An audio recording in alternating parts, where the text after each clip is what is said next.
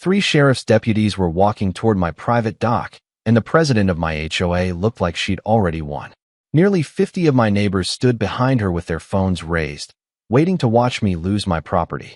Vanessa Holloway pointed straight at me without the slightest hesitation. "That's him," she said. "He's blocking access to HOA property." I didn't answer. I wrapped both hands around my coffee mug and watched the water move beneath the cedar pilings. The lake ignored the flashing patrol lights reflecting across its surface. It was a beautiful Saturday morning. Pine trees swayed in the breeze. Gulls drifted overhead. The air smelled of cedar and fresh water. If you ignored the crowd gathering at my gate, it looked like every other sunrise I'd spent on Lake Ashford over the past 40 years. Vanessa wanted an audience. She had won. Families lined the shoreline shoulder to shoulder. Children peeked around their parents while several HOA board members exchanged confident smiles. They believed they were about to watch one stubborn homeowner finally give in. Most of the people standing there weren't angry. They honestly believed they had been denied access to something that already belonged to them. I couldn't blame them. They'd heard the same story for months. The deputies stopped at the locked gate. None of them reached for the chain. None of them asked me to unlock it. They simply looked. One deputy studied the weathered private dock sign. Another let his eyes settle on the old brass Mercer family plaque fastened to the first piling. He paused, just for a second. Then he looked back toward the dock. I noticed. Vanessa didn't. She stepped forward before anyone could ask a question. "We've sent violation notices for months," she announced. "He keeps ignoring them. Residents have every right to use this dock." She sounded absolutely certain. But certainty isn't evidence. The senior deputy rested one hand on his radio.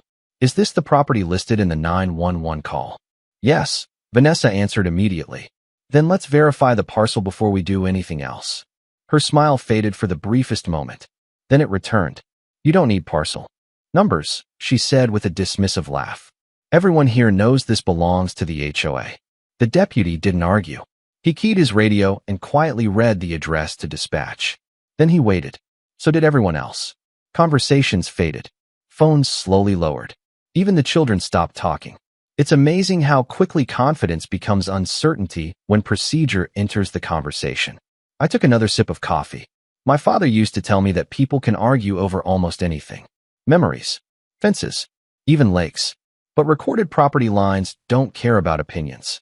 At the time, I thought he was talking about land.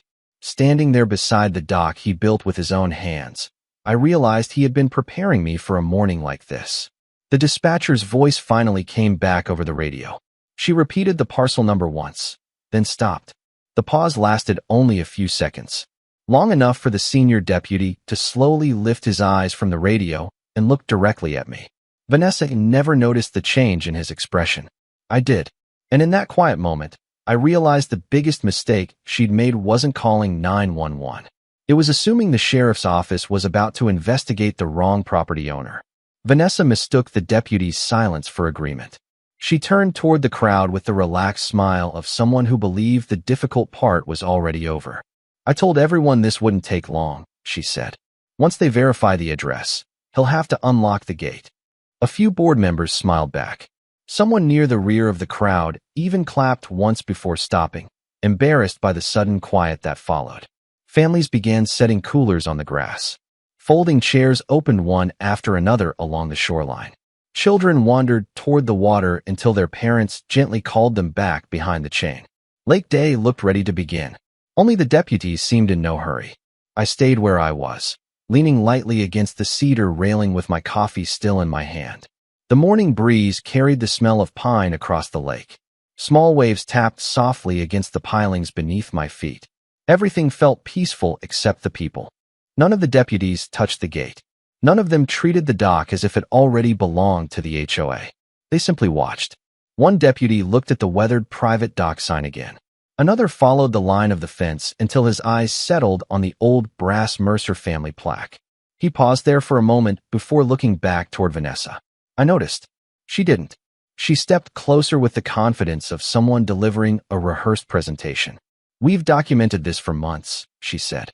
"Violation notices, board meetings, resident complaints. We've followed every HOA procedure." The senior deputy nodded politely. "I understand." She smiled. "Good." He waited another second before asking a single question. Who told the board this property belonged to the association? Vanessa answered without hesitation. Our documents. Which documents? She turned toward one of the board members. He immediately raised a thick blue HOA binder as though its weight alone settled the matter. Everything's right here. The deputy looked at the binder but never reached for it. Do you have the recorded deed? The smile on Vanessa's face grew just a little tighter. This isn't a courtroom. No, ma'am, he replied evenly. It isn't. He rested one hand on the hood of the patrol SUV. That's why we're verifying the property first. Nobody spoke. The breeze fluttered one of the HOA banners near the walking trail. Somewhere across the lake, a boat engine started and quickly faded into the distance. The radio crackled again. Dispatch repeated the parcel number, then asked the deputy to stand by while another county file was checked. I saw the smallest change in his expression. Barely noticeable, but it was there. He wasn't looking at the HOA binder anymore. He was waiting for the county. Vanessa folded her arms and looked back at the crowd, trying to keep the confidence alive. My father used to say that truth never rushes. It doesn't have to. It simply waits for everyone else to finish talking. Standing there beside the dock, watching the deputies ignore assumptions in favor of records, I had a feeling the conversation was about to move somewhere Vanessa had never expected. And once it did, I wasn't sure she'd know how to find her way back. The deputy lowered the radio, but he didn't move toward the gate. He didn't look at me, either. Instead, he walked a few slow steps toward the edge of the gravel driveway. Most people standing there never noticed what caught his attention. I did. Half buried beneath a layer of pine needles sat an old concrete survey monument. My father used to clear it every spring with nothing more than a small wire brush and a garden hose. Property lines don't disappear, he'd tell me. People just stop looking for them. The deputy crouched beside the marker and brushed away the dirt with the palm of his hand. A weathered brass survey cap appeared beneath the dust. He leaned closer and quietly read the identification number stamped into the metal. The younger deputy walked over without being asked. Together, they compared the number with the parcel information displayed on the computer inside the patrol SUV. Neither man spoke. They didn't have to. Their silence was beginning to draw more attention than Vanessa's confidence. Around us, conversations faded. A homeowner who had been live streaming the confrontation slowly lowered his phone. Another resident looked from the survey marker to the private dock sign, as though seeing both for the very first time. It's remarkable how quickly people start noticing details once certainty begins to crack. Vanessa stepped forward before the silence could grow any larger. Deputy, she said with a polite laugh, that's just an old survey marker. Maybe, he replied. Maybe not. She folded her arms. Our attorney has already reviewed all of this. I'm sure they have, he answered calmly. But I'm reviewing today's complaint. The smile on her face tightened. The HOA has maintained this waterfront for years. Maintenance and ownership aren't always the same thing. His voice never changed. Neither did his expression.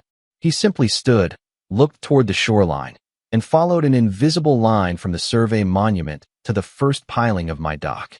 His eyes stopped on the old brass Mercer family plaque. Just for a second.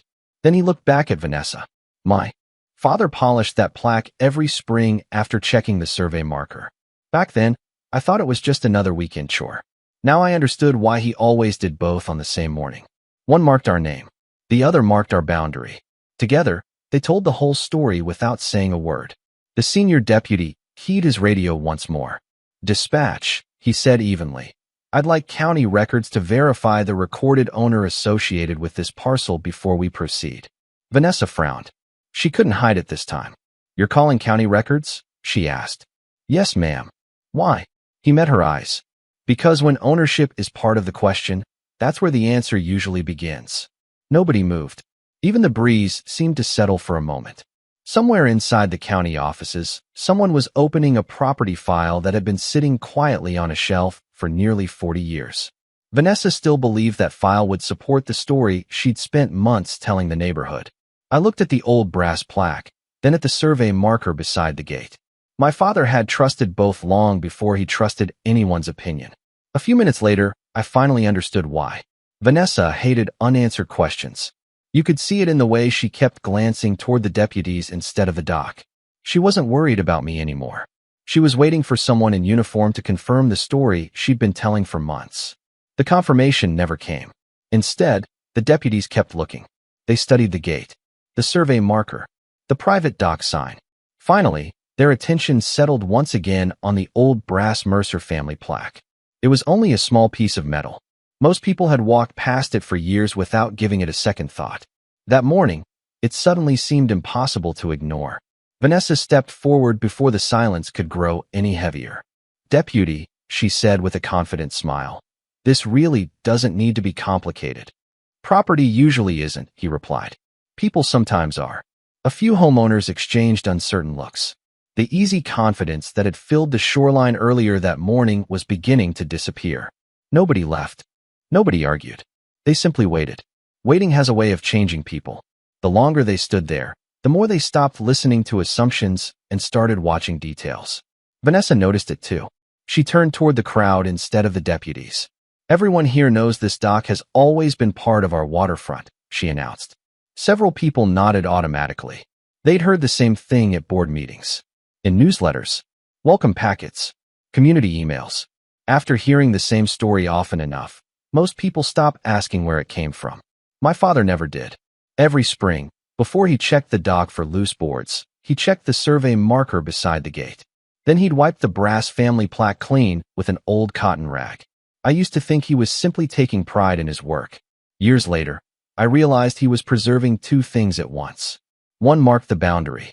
The other marked the family that built everything inside it. The senior deputy let Vanessa finish before asking another question. "When did the association acquire this property?" She blinked. "Just once. We've maintained it for years." "That's not what I asked." Silence.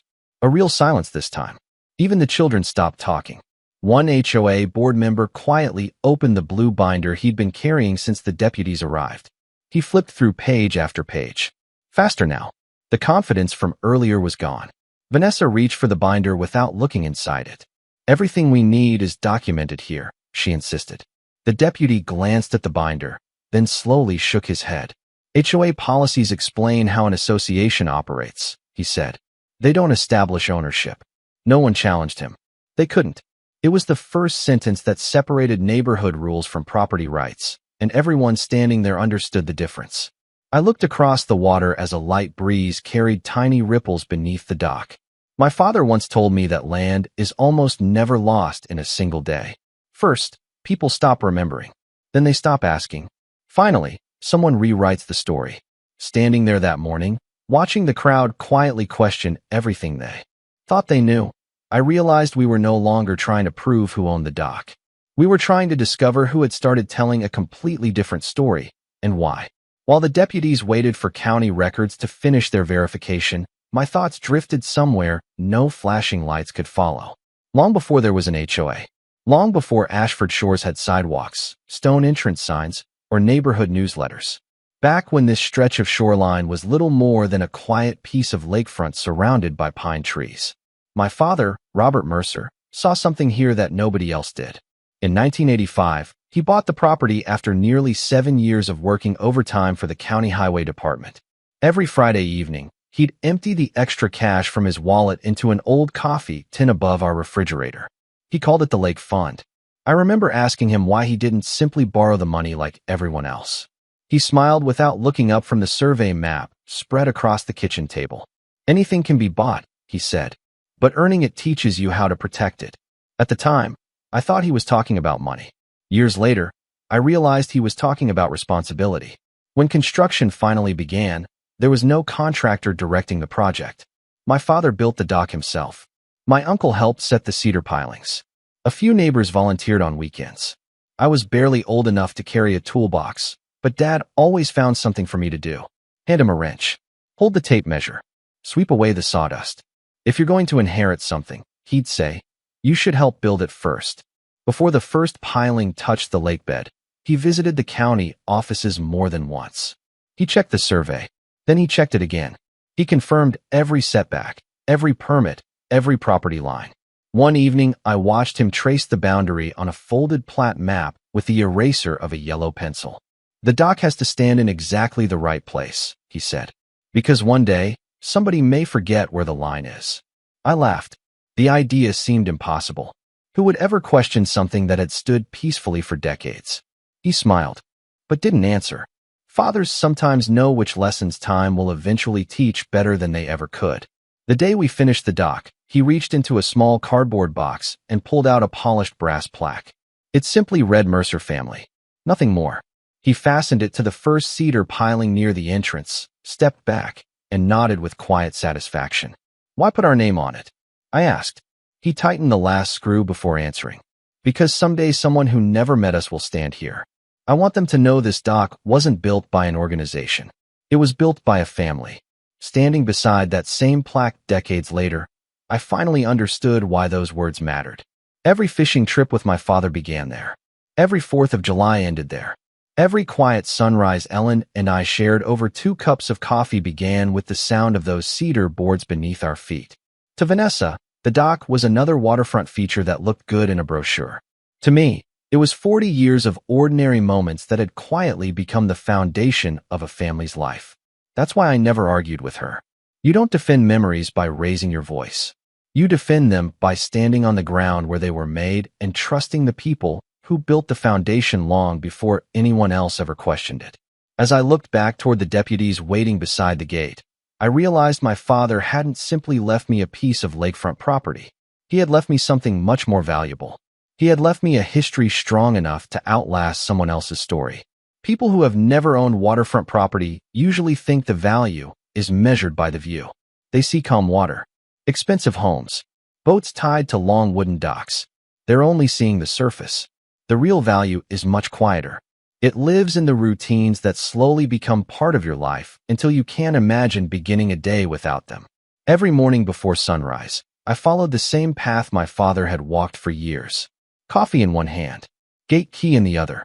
I unlocked the chain, rested my fingers against the weathered Mercer family brass plaque, and stepped onto the dock. I never planned to touch it. I simply always did. Some habits become traditions before you even realize they're being passed from one generation to the next. The cedar boards greeted me with the same familiar creak every morning. In the spring, the air carried the scent of fresh rain and pine. During the summer, a light mist floated across Lake Ashford until the first sunlight slowly burned it away. Autumn scattered bright maple leaves across the dock, just as it had when my father swept them into neat little piles before breakfast. Even winter had its own rhythm. The shoreline grew quiet except for the distant sound of geese landing somewhere beyond the frozen cove. Those details never appeared on a property appraisal, yet they were the reason the property mattered. After Ellen passed away, the dock became the one place where life still felt familiar. Most mornings, I carried 2 coffee mugs without thinking.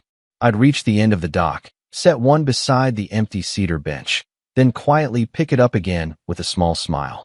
Grief doesn't disappear overnight. It softens, one ordinary morning at a time. The lake helped me through more mornings than I can count. No legal document could ever explain that. To someone driving past, the dock was simply a structure built over water. To me, it was where my father taught me to tie my first fishing knot, where Ellen laughed every time I insisted I could predict the weather better than the local forecast, where my grandchildren skipped stones until the sun disappeared behind the trees. Every scratch in the railing held a memory. Every season left another one behind. As Ashford shores continued to grow, I noticed something changing. New residents stopped referring to it as the Mercer Dock. They called it the Lake Dock, then the Community Dock, eventually just the dock. The family quietly disappeared from the conversation long before anyone questioned the property itself. That realization stayed with me. Ownership rarely begins disappearing at the courthouse. It begins disappearing in everyday conversations. First, people forget the name. Then they forget the history. Finally, they assume it belongs to whoever tells the story most. Often, standing beside the old brass plaque that morning, watching deputies patiently wait for county records while my neighbors gathered beyond the locked gate, I realized this had never been a fight over cedar, concrete, or shoreline. It was a fight over memory. My father spent years building a place where our family belonged. Vanessa spent months convincing people it belonged somewhere else. One story had been built board by board, sunrise after sunrise. The other had been printed on glossy paper and repeated until it sounded true. Before long, Everyone standing at that lakeshore would discover which story could survive when the paperwork finally caught up with it. Looking back, the first warning didn't come from Vanessa. It didn't come from a violation notice, a lawyer's letter, or the morning she called 911. It came from a little boy carrying a fishing rod nearly 3 months earlier. I was replacing one of the weathered cedar boards near the end of the dock when I heard footsteps on the gravel path. A young family appeared carrying folding chairs, a cooler, and enough fishing gear to spend the afternoon on the lake. The father smiled and waved. "Good afternoon," he called. "Are we early for community dock hours?" I looked at him for a moment, certain I'd misheard. "Community dock?" I asked. He nodded. "That's what the HOA welcome packet says." There wasn't a trace of entitlement in his voice, only honest confusion. I walked toward the gate and unlocked the small pedestrian latch just long enough for us to talk more comfortably. "Would you mind showing me that packet?" I asked. "Of course." He reached into his backpack and handed me a professionally printed folder with the Ashford Shores logo embossed across the front. Heavy paper, sharp photography, the kind of welcome packet people trust without a second thought. I turned the pages slowly. Trash collection schedules, clubhouse hours, pool rules, walking trails. Everything looked perfectly ordinary until I reached the center spread. There it was. A full-page photograph of my dock glowing beneath a summer sunset. Whoever took the picture knew exactly where to stand. The private dock sign was outside the frame. The lock chain wasn't visible. Most telling of all, the old brass Mercer family plaque had been hidden behind the first cedar piling. Underneath the photograph were 6 simple words. Exclusive community waterfront access. Nothing else. No parcel number. No disclaimer. No explanation. Just 6 carefully chosen words beneath one carefully chosen photograph. I closed the folder and handed it back. "I'm sorry," I said. "This has never been community property." The father's smile disappeared. Really? He looked embarrassed. His wife apologized immediately. "We honestly thought it belonged to the neighborhood." "I know," I said. "That's why I'm not upset." They quietly gathered their things and started walking back toward their SUV. Then the little boy stopped. He looked at the dock one last time before pointing toward it. "Dad," he asked, "if it isn't theirs, why is it in the book?" His father opened his mouth but couldn't answer. Neither could I, because that simple question had already become much bigger than one family looking for a place to fish. Someone had chosen that photograph. Someone had written that caption. Someone had approved thousands of copies before they were handed to every new homeowner in Ashford Shores. That wasn't an accident. It was a decision. I watched the family drive away before walking back onto the dock. My eyes settled on the old brass Mercer family plaque. It had been there for decades. Solid, visible, honest. Yet somehow it had quietly disappeared from every photograph the HOA wanted people to remember. Standing there with the welcome packet still fresh in my mind, I realized the biggest problem wasn't that my neighbors believed the dock belonged to the HOA. The biggest problem was that someone had spent months teaching them to forget who it had belonged to all along. The next morning, I drove straight to the Ashford County Recorder's office instead of calling the HOA. There wasn't much point arguing with a brochure. My father had already taught me what to do when someone questioned your property. "Don't argue with opinions," he'd say. "Find the paper that existed before the opinion." The recorder's office looked almost exactly the way I remembered it. Worn limestone walls, old oak counters, shelves filled with records that had quietly outlived generations of property owners. Trends come and go. Property records stay. I filled out a request form and asked for every document connected to our lake parcel, beginning with my father's original purchase in 1985. A clerk disappeared into the archive room and returned a few minutes later carrying a thick property file. She placed it on the counter with both hands. The first page was the original warranty deed bearing my father's signature and the county recording stamp. The next documented the legal transfer into my name after he passed away. Behind those were the shoreline construction permit, inspection approvals, and every recorded improvement associated with the dock. I turned each page slowly. Nothing had changed. The ownership history was as steady as the shoreline itself. I wasn't looking for a surprise. I was looking for certainty. From there, I drove to the county survey department. The chief surveyor welcomed me into a drafting room where oversized plat maps covered nearly an entire table. He carefully unrolled the original survey and traced the boundary with one finger. It began at the concrete monument beside my gate, crossed the shoreline exactly where the dock started, and continued to the final marker hidden among the pine trees. Then I asked the question that had been sitting in the back of my mind ever since the young family showed me the HOA brochure. Has the association ever received an easement across this property? He searched the county database, reviewed the historical filings, and slowly shook his head. No recorded easement. No public access agreement. No recreational right-of-way. Nothing. I nodded without saying anything. That answer mattered more than any photograph in a welcome packet ever could. A brochure can suggest almost anything. A recorded easement either exists or it doesn't. Before leaving, I ordered certified copies of everything: the warranty deed, the survey, the subdivision plat, and the easement search. I wanted the complete file in my hands before anyone had another chance to explain it differently. That afternoon, I carried the binder into Claire Whitmore's office. She spread every document across the conference table and read them in complete silence. Nearly 20 minutes passed before she reached for a colorful subdivision map that had been included in one of the HOA's planning packets. She rotated it toward me. "Look at this carefully," she said. The legal boundary was accurate.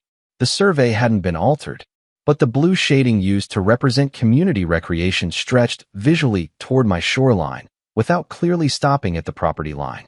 It wasn't technically false. It was simply designed to encourage the eye to see one continuous waterfront. Claire tapped the edge of the map with her pen. "This isn't how someone changes ownership," she said quietly. "It's how someone changes perception." I looked from the glossy illustration to my father's 40-year-old deed lying beside it. One document existed to preserve the truth. The other existed to shape a story. And for the first time since that little boy asked why my doc appeared in the HOA book, I realized we weren't investigating a simple misunderstanding anymore. We were tracing the moment someone decided the story would become more valuable than the facts. Claire called the next afternoon. She didn't waste time with small talk. "I think we found the first real crack," she said. "Come by when you can." When I arrived, the county records were neatly stacked at one end of the conference table. In their place sat several folders collected from homeowners inside Ashford Shores. Claire rested her hand on them for a moment. "The deed tells us who owns the property," she said. "These tell us why everyone believes something else." She opened the first folder. Inside was one of the subdivision's original marketing brochures. Across the cover, smiling families walked along the shoreline beneath the words "exclusive lake living." Halfway through the brochure, I found a photograph that immediately stopped me. My dock. The angle looked familiar. Too familiar. Whoever took the picture had carefully framed it so the private dock sign was outside the shot. The lock chain was gone. Most noticeably, the old brass Mercer family plaque had disappeared behind the first cedar piling. The dock looked like it belonged to the neighborhood because every detail suggesting otherwise had been quietly removed. The caption underneath was even more interesting. It didn't claim ownership. It simply read, "Enjoy exclusive waterfront living." Claire watched me read it twice. "Notice what it doesn't say," she said. She was right. It never mentioned a deed, a parcel, an easement, or the HOA. It invited readers to reach their own conclusion without ever making a statement that could be challenged. The second folder contained archived HOA newsletters gathered from longtime residents. Most were exactly what you'd expect: landscaping reminders, holiday events, pool maintenance. Then one issue from the previous summer caught my attention. The headline read "Expanded Waterfront Recreation." Beneath it sat another photograph of my dock. Different season, different photographer, the same careful framing. Once again, the Mercer family plaque was hidden. The private dock sign never appeared. Even the article itself spoke in carefully chosen language, describing expanded community waterfront opportunities without identifying where those opportunities actually existed. Claire leaned back in her chair. "One brochure could be a mistake," she said. "Two could be coincidence. This isn't either." She slid one final folder across the table. Screenshots from the HOA resident portal filled the pages. Fishing mornings, kayak meetups, sunset socials, lake day. Every event pointed residents toward the same stretch of shoreline. Nobody reading those announcements would have questioned the location because the brochures had already answered that question for them. The story had been planted long before the events were scheduled. I looked out the office window for a moment. The families who attended those gatherings weren't trying to take someone else's property. They honestly believed they had been invited onto something the community already owned. They weren't creating the misunderstanding. They were living inside it. Claire reached beneath the folders and placed one last unopened file on the table between us. A handwritten label stretched across the tab. HOA Board Communications. She didn't open it. Neither did I. Instead, she looked at me and said quietly, "If these folders explain how the homeowners came to believe the story." She rested one finger on the unopened file. "This one may explain whether the people telling it ever believed it themselves." I stared at the folder without touching it. For the first time since this entire mess began, I had the feeling we were about to stop asking what happened and finally discover why. By the time Claire finished reviewing the HOA board communications, one thing had become impossible to ignore. The HOA wasn't backing away. It was speeding up. 3 days later, a certified envelope arrived in my mailbox with the Ashford Shores seal stamped across the front. I carried it inside, placed it on the kitchen table, and set it beside my father's original deed. The contrast made me pause. One document had been quietly protecting my family's property for nearly 40 years. The other had been printed less than a day earlier. Only one of them carried real authority. I opened the envelope. Vanessa Holloway had signed the letter herself. According to the notice, I was creating an ongoing obstruction of community waterfront access by keeping the gate locked. The HOA demanded that I remove the chain within 7 business days or face daily fines, legal action, and the suspension of community privileges. I read the letter once. Then I read it again. Nothing inside it changed the property. It only repeated the story. Later that afternoon, Claire read the notice from beginning to end before quietly setting it on the table. "This wasn't written for a courtroom," she said. "It was written for the neighborhood." She tapped the first paragraph with her pen. "If enough homeowners receive letters like this, they'll stop asking where the authority comes from. They'll simply assume it exists." That explained everything I'd been seeing since the young family walked down to my dock with their fishing poles. The brochure created the expectation. The newsletters repeated it. The warning letters reinforced it. Every piece supported the one before it. The story had become stronger than the evidence because most people never had a reason to compare the two. Claire drafted our response that same afternoon. Calm, direct. Every statement supported by certified documentation. Attached behind her letter were copies of the recorded deed, the boundary survey, the easement search, and a formal request that the HOA immediately stop describing my private dock as a community facility in any publication, meeting, or resident communication. We mailed the package by certified mail with return receipt requested. 4 days later, the green card came back signed by Vanessa herself. She now had every document that mattered sitting on her desk. I expected the HOA to pause, maybe even quietly correct the mistake. Instead, they escalated. Blue Lake Day banners appeared at the subdivision entrance. Community emails encouraged families to bring kayaks, fishing poles, and picnic lunches. Volunteers organized registration tables. Directional signs appeared along the walking trail leading toward my shoreline. None of them mentioned my dock by name. They didn't need to. By then, everyone already knew exactly where they were expected to gather. 2 days later, another certified envelope arrived. This one claimed the locked gate created an unnecessary inconvenience by preventing residents from enjoying planned community activities. Claire read it without changing her expression. Then she closed the folder. "Interesting," she said quietly. She received the documents and chose to keep going. She placed both HOA notices into the same evidence file beside the brochures and newsletters we'd already collected. The pattern was complete now. This was no longer about misunderstanding a property line. It was about what happened after the truth had been delivered. I looked across Claire's office toward the courthouse, standing on the opposite side of the street. We weren't trying to prove ownership anymore. That question had already been answered. From this point forward, we were documenting decisions. And I had a feeling the next file Claire opened would reveal the one decision Vanessa would never be able to explain. Claire called just after 8 the next morning. Her voice was calm, almost ordinary. That usually meant she'd found something important. "Don't come to the office," she said. "Meet me at Harper's Diner." Claire never chose diners over conference rooms unless someone else was involved. 20 minutes later, I spotted her in a quiet booth near the back. Sitting across from her was a man I recognized immediately. David Collins. He'd lived in Ashford Shores since the first homes were built. He rarely spoke during HOA meetings. rarely took sides. The kind of neighbor most people forgot was even in the room. As I sat down, David glanced toward the front window before sliding a thick manila envelope across the table. "I think these belong with your file," he said quietly. Inside were copies of HOA board meeting minutes that had never appeared in the newsletters sent to residents. The first few pages looked routine enough. Budget approvals, landscaping contracts, pool repairs. Then one heading caught my attention: Waterfront Identity Initiative. I kept reading.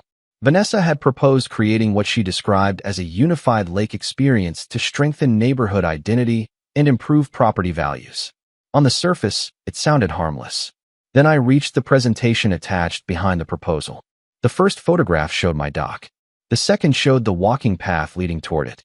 The third showed families enjoying the shoreline during a previous community event. Every image had one thing in common. The old brass Mercer family plaque was missing. So was the private dock sign. Even the lock chain had disappeared from view. They hadn't changed the property. They had changed what people were allowed to see. David quietly pointed to another page. "Read that one." It was a summary of the board discussion. One board member had asked whether additional legal review would be necessary before expanding waterfront activities. Vanessa's answer filled only a single sentence. "Legal review is already being handled. Proceed with communications as planned." Nobody asked another question. Nobody requested a deed. The meeting moved on to landscaping contracts. Claire reached into the envelope and removed one final document. It wasn't part of the meeting minutes. It was an email sent several days after Vanessa signed for the certified package containing our deed, the survey, and the easement search. The subject line was simple: Lake Day Planning. I read the message once. Then again. Vanessa acknowledged receiving every document. Then came the sentence that changed everything. "Continue preparing for Lake Day as scheduled. We'll address the ownership narrative afterward." I looked at Claire without saying a word. She didn't need to explain it. Vanessa hadn't questioned the paperwork. She hadn't disputed the property file. She hadn't challenged the survey. She had separated the facts from the story and decided the story could wait until after the event. Claire quietly folded the email and slipped it back into the envelope. "This doesn't change who owns the dock," she said. "The county settled that decades ago." She paused. "It changes what she knew before." She kept going. I looked through the diner's front window as morning traffic rolled past. Lake Day was only a few days away. Vanessa still believed it would prove she'd been right all along. She had no idea that the most important evidence in the entire case wasn't hidden in a courthouse. It was sitting inside her own email, waiting for the right moment to tell a completely different story. Claire closed the envelope and slid it back into the folder. Neither of us spoke for several seconds. We didn't need to. The email had answered the last question that truly mattered. Vanessa had received the certified deed. She had received the survey. She had received the easement search. She knew exactly what the public record said. She simply chose to keep moving forward. "We're finished investigating," Claire said at last. "Now we prepare." The next morning, we met outside the Ashford County Administration Building just after the doors opened. The courthouse lawn was still damp from an overnight rain, and the air smelled clean enough to make the whole place seem unusually quiet. We weren't there to create a scene. We weren't there to ask anyone to take sides. We were there for one reason. If Lake Day unfolded the way we expected, every question needed to have the same answer no matter which public office received it. Our first stop was the county recorder's office. The clerk recognized my name immediately and disappeared into the archive room. A few minutes later, she returned carrying the property file we'd already reviewed. Claire requested fresh, certified copies of everything. The original warranty deed, the legal transfer into my name, the shoreline construction permit, the recorded survey, the easement search. One by one, each document received a new certification stamp before being placed inside the black binder. Claire organized the pages with colored tabs. "No one should have to hunt for the truth," she said. "It should be the first thing they see." From there, we walked across the hallway to the county survey department. The chief surveyor spread the original plat map across a drafting table and traced the boundary from the concrete survey monument beside my gate all the way to the end of the dock. Nothing had changed. Not the shoreline. Not the boundary. Not the ownership. At Claire's request, he prepared a short written verification confirming that the recorded property lines remained exactly as originally surveyed and that no recorded easement granted public or HOA access across my property. It wasn't new evidence. It was another independent confirmation of the same facts. Our final stop was the sheriff's office. A lieutenant welcomed us into a small conference room and accepted the binder without comment. Claire walked him through the timeline one document at a time. The brochure, the newsletters, the welcome packet, the board presentation, the certified legal notice, the signed delivery receipt. Finally, the email referring to the ownership narrative. She never raised her voice. She never exaggerated. She simply allowed the documents to explain themselves. The lieutenant reviewed the file carefully before closing the binder. If deputies respond to this address, he said, they'll verify the recorded property information before taking any action. Claire nodded once. That was all she wanted to hear. Outside, the clouds had cleared completely. Sunlight reflected across the courthouse windows as we walked back toward the parking lot carrying the same binder we'd arrived with. Nothing about the property had changed that morning. Only the preparation had. The trap wasn't designed to embarrass anyone. It was designed to remove every opportunity for confusion. Meanwhile, back at Ashford Shores, volunteers were hanging Blue Lake Day banners across the neighborhood entrance. Families were packing coolers. Children were loading fishing poles into the backs of SUVs. Vanessa continued sending cheerful reminders through the HOA portal, convinced the biggest community event of the summer would finally prove she had been right. She never realized the outcome had quietly changed the moment she signed for that certified envelope. By the time the first patrol SUV rolled toward my dock, every public office that mattered would already know exactly where the property line ended. All that remained was for someone to ask the question Vanessa had spent months hoping no one ever would. Lake Day arrived beneath a cloudless sky. By 8 o'clock, the shoreline looked exactly the way Vanessa had imagined it. White canopy tents lined the grass. Folding chairs faced the water. Kayaks rested beside the walking trail. Children laughed while volunteers checked names off registration lists. Blue HOA banners welcomed everyone to what was supposed to become the neighborhood's biggest event of the summer. Vanessa stood near the entrance, greeting homeowners with the confidence of someone expecting applause. Then my truck rolled quietly into the gravel parking area. Claire stepped out beside me carrying the same black binder we'd assembled at the courthouse. Nothing flashy, nothing dramatic, just a binder. A few moments later, 2 sheriff's deputies arrived and parked near the gate. Conversations faded almost immediately. Vanessa smiled as she walked toward them. "Good morning," she said. "I'm glad you're here. We're still waiting for him to remove the chain." The senior deputy returned the greeting with a polite nod. "Before anyone proceeds," he said, "we need to verify the property information connected with today's complaint." Vanessa answered without hesitation. "This is HOA Waterfront." The deputy accepted the binder from Claire and placed it on the hood of the patrol SUV. He opened the first tab. Certified warranty deed. He compared the parcel number with the information displayed on his computer. It matched. He turned the page. Boundary survey. His finger followed the property line from the survey monument beside the gate to the shoreline and then directly to the dock. Another match. He turned one more page. Easement search. He read it slowly. Then he stopped. No recorded public access. No HOA easement. No recreational right-of-way. He closed his eyes for just a moment, mentally checking everything against the county information already available to him. The younger deputy quietly walked over to the weathered survey monument and confirmed the identification number.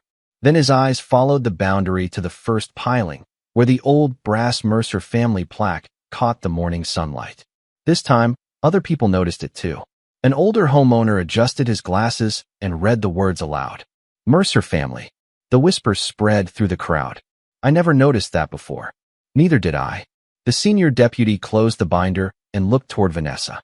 His voice remained calm, professional, measured.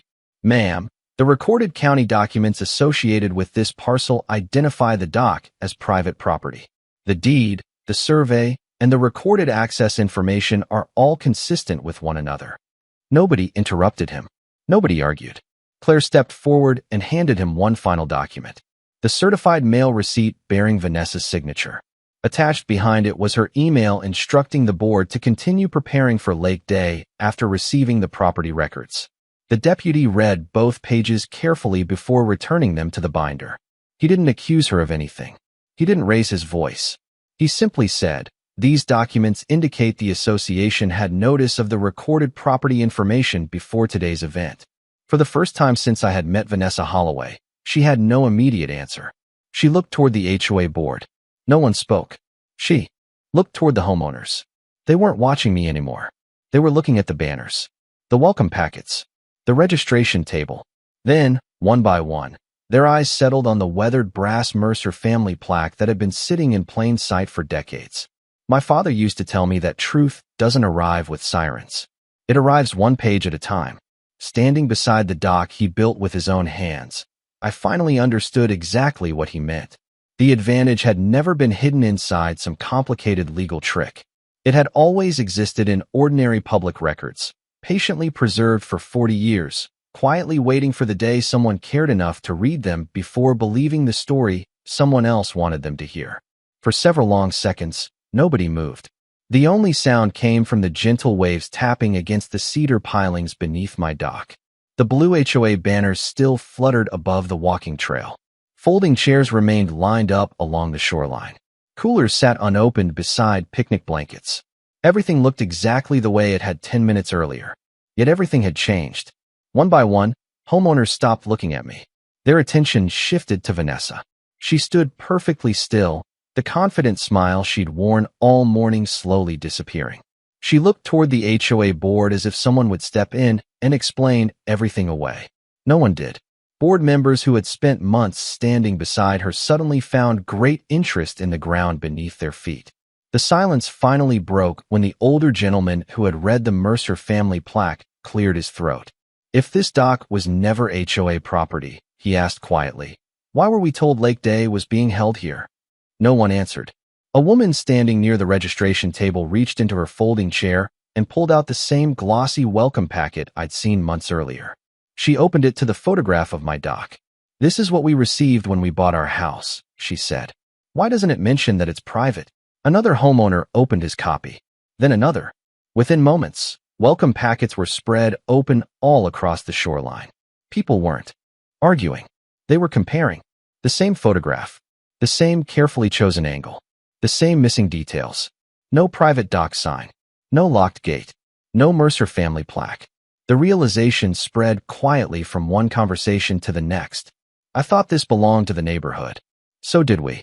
Nobody ever told us otherwise. A volunteer slowly lowered the registration clipboard onto the table. Another untied one of the large Lake Day banners and folded it without being asked. There wasn't going to be a celebration anymore. There couldn't be. The deputies remained near the entrance, calm and professional, simply reminding everyone to remain outside the marked private property boundary. They didn't lecture anyone. They didn't take sides. Their job was finished. The facts had already spoken. Vanessa tried one last time to steady the moment. She stepped forward and forced a smile that no longer reached her eyes. "Our attorney will review all of this," she said. The words hung in the air. Then a middle-aged homeowner quietly replied, "I thought that already happened." No one laughed. They didn't need to. Trust doesn't collapse with shouting. It collapses with silence. Families began folding chairs. Coolers were loaded back into SUVs. Children climbed into back seats, asking why Lake Day was over before it had even started. Parents searched for answers that no longer seemed simple. As the crowd slowly dispersed, more people stopped beside the first piling. They looked at the weathered brass Mercer family plaque for a moment before walking away. It hadn't changed. It had simply been overlooked until the truth gave everyone a reason to notice it. Claire stood quietly beside me. Neither of us spoke. We didn't have to. Across the parking area, volunteers carried away the last blue banner while the registration table was folded and loaded into the back of a pickup truck. Watching it disappear, I finally understood what my father had meant all those years ago. Land is rarely lost all at once. First, people forget the name. Then they forget the history. Finally, they begin believing a different story. That morning, the story ended. Not because anyone shouted louder. Not because anyone humiliated another person. It ended because ordinary homeowners saw the truth for themselves. And once they did, no brochure, no meeting, and no confident speech could ever persuade them to forget it again. A month later, Lake Ashford looked exactly the way it always had before the arguments, the notices, and the flashing patrol lights. The water reflected the morning sky without choosing sides. Small waves rolled beneath the cedar dock. A pair of loons drifted quietly across the cove while the first fishing boat of the day eased toward deeper water. Peace has a way of returning one ordinary morning at a time. Ashford Shores slowly settled into a new routine as well. The Blue Lake Day banners never came back. Updated welcome packets quietly replaced the old ones. The photographs of my dock disappeared.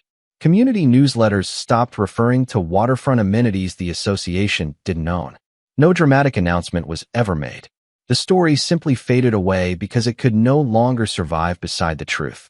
Over the following weeks, several neighbors stopped by the gate while I was having my morning coffee.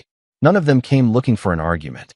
Most simply wanted to introduce themselves the way neighbors probably should have from the beginning. A few apologized for believing what they had been told. I always gave them the same answer. You trusted the information you were given. I probably would have done the same. That usually surprised them. But blaming the homeowners had never been the point. They hadn't written the brochures. They hadn't approved the newsletters. They had simply believed the people they trusted. One Saturday afternoon, the young family with the little boy returned carrying a homemade apple pie. The father smiled as he handed it to me. "We thought we owed you a proper thank you," he said. I laughed and invited them to stand by the gate for a while. The little boy walked straight to the first piling and looked up at the weathered brass Mercer family plaque. This time he didn't ask a question. He simply smiled.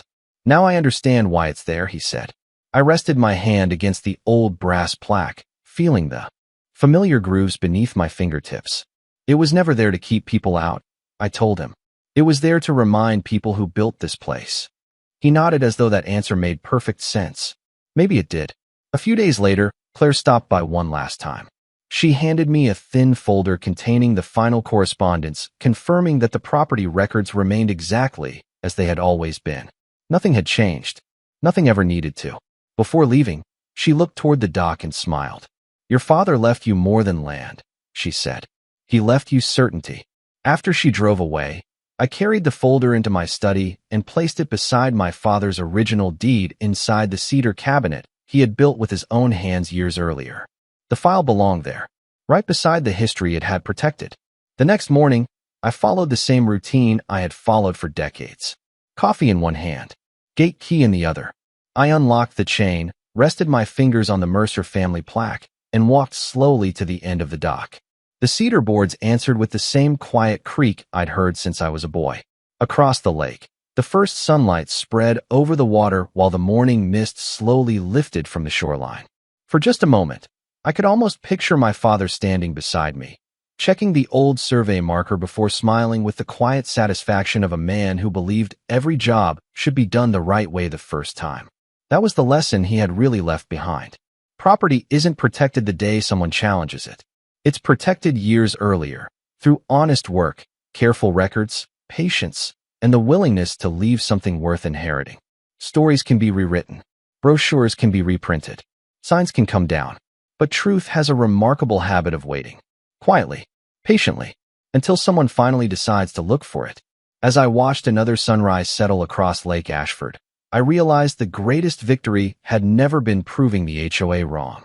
It was knowing that one day my grandchildren would walk down the same stone path, place their hands on the same weathered brass plaque, and step onto the same dock with complete confidence that some things, when they're built with care and protected with integrity, really can last for generations.